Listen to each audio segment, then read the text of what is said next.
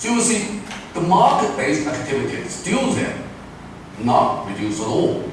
And the product is still very complicated, and the schedule banking is still there, and not under for the regulatory framework.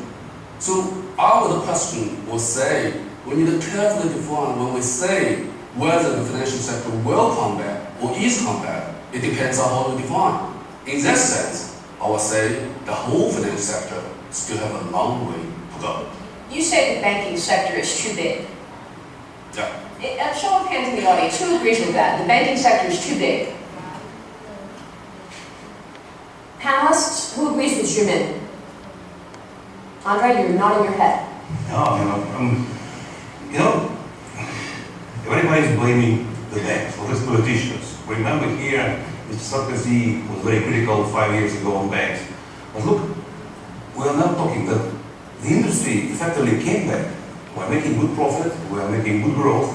Who is in the worst position? European banks. Why? Because they bought too much sovereign European government debt. Who is responsible for this? Who made them to buy this debt? And who is not in a position to service the debt? Is it banks or is it governments? So you blame the government? I'm not blaming anybody. I think what's happened here in Davos was very important 5 years ago when we sat together, bankers, regulators, governments, and started to talk how to improve the situation. Yes, banks, we took too much risk. But we took much risk because the situation was such that everybody enjoyed their life. The governments, the regulators, the bankers. Now, the people. The people, of course. Of course, people still enjoy it. In Russia last year, Russian banks increased loans to Russian people, consumer loans, by 40%.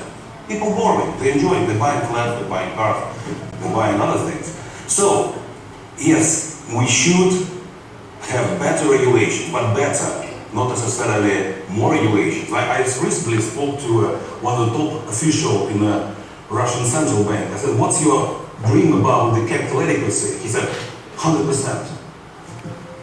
Between 100% and zero, which we want, still a long way for compromise.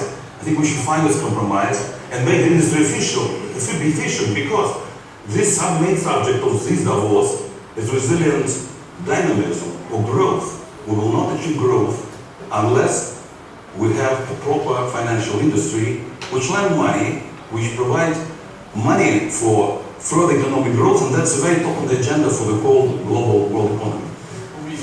If I may, it reminds me of a text I think we all studied. I can't remember if it was Plato or Socrates, but when we were 17 or 18, the rebellion of the limbs against the stomach, where the limbs say, well, everything we do is for the stomach, tyranny of the stomach is intolerable, so we're going to stop feeding it.